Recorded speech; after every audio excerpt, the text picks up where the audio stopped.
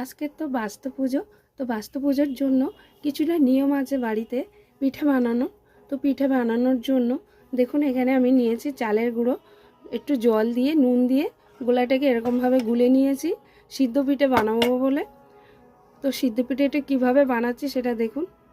এখানে আমি একটা লয়ের কড়াই নিয়েছি।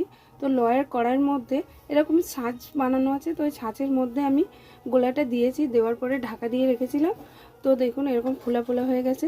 তো এগুলো হয়েই গেছে সিদ্ধ পিঠেটা। এখন আমি সিদ্ধ পিঠেটা নামিয়ে নেব।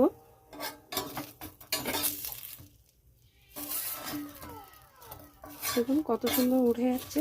এটা অ্যাকচুয়ালিতে আমরা দেশে ঘরে বানাই মাটির, পোড়া মাটির ছাঁচের মধ্যে।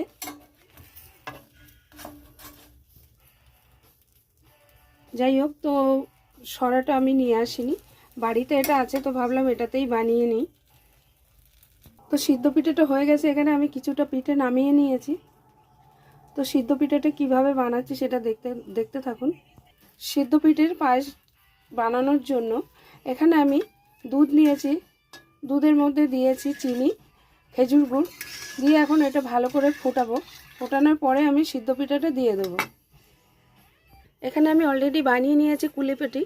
তো কুলিপিঠাটা আমি কিভাবে বানিয়েছি, প্রথমে পুরটা বানিয়ে নিয়েছি নারকেলের ছাই করে গুড় দিয়ে। তারপরে আমি এরকম হাতের মধ্যে বানিয়ে এর মধ্যে পুর দিয়ে সিদ্ধ করে নিয়েছি গরম জলের মধ্যে, দিয়ে জলটাকে ঝরিয়ে নিয়েছি।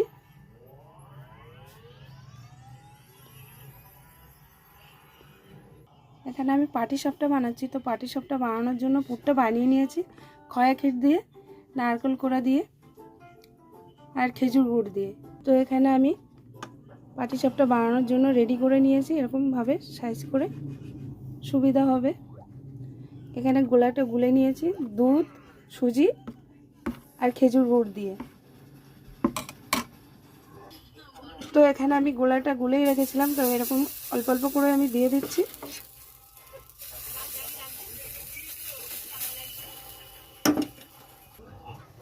তো এখানে আমি সিদ্ধ পিঠেগুলো দিয়ে দিচ্ছি। দেওয়া হয়ে গেছে। তো এটা ভালো করে ফোটাতে হবে। তো এটা হয়ে গেছে, নামিয়ে নিয়েছি।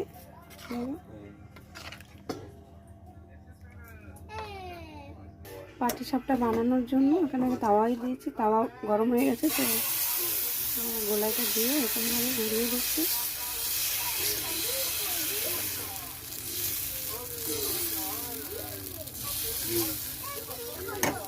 তো পাটিসাপটা বানানো হয়ে গেছে, এরকমভাবে বানাতে হবে। বানিয়ে নিয়েছি।